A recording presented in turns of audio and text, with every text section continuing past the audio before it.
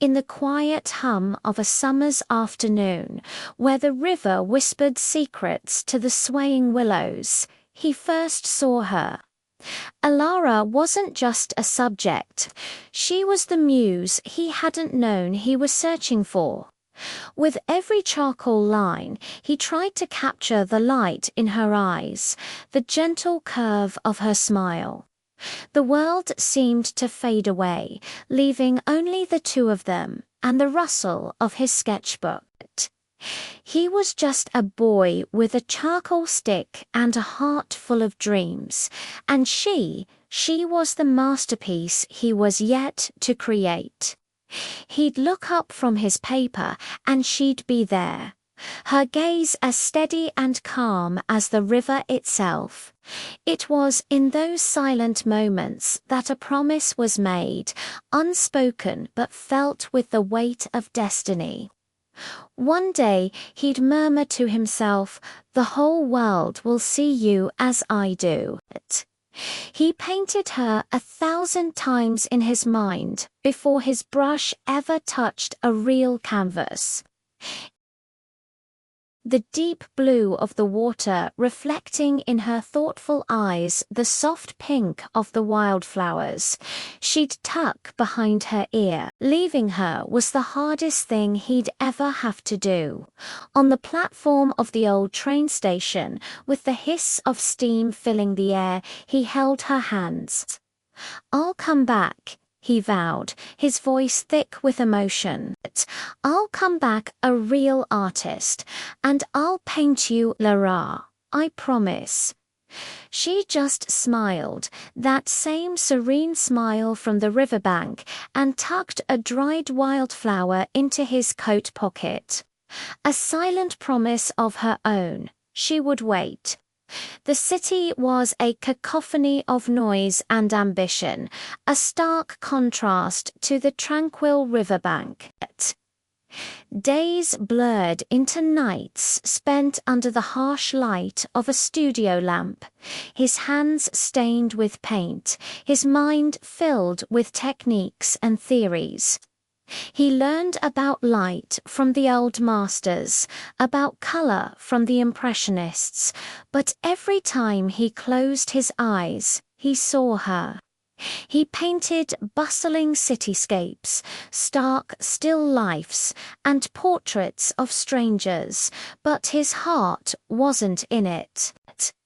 His professors praised his skill but noted a certain hollowness, a missing piece. They couldn't see the ghost of a girl by a river who haunted every canvas. The years stretched on, long and lonely. Doubt began to creep in, a cold shadow that chilled him more than any winter draft. Had he made the right choice? Was his promise just a foolish, boyish dream?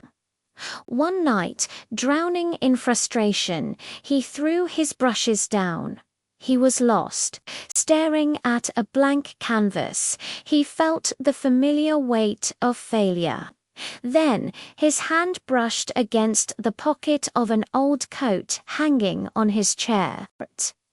Inside, brittle and faded, was the wildflower she had given him. He held it in his palm, and suddenly the scent of the river, the warmth of the sun, the memory of her smile, all came rushing back. He finally understood. His voice wasn't in the city's chaos or the academy's grand halls. His voice was her.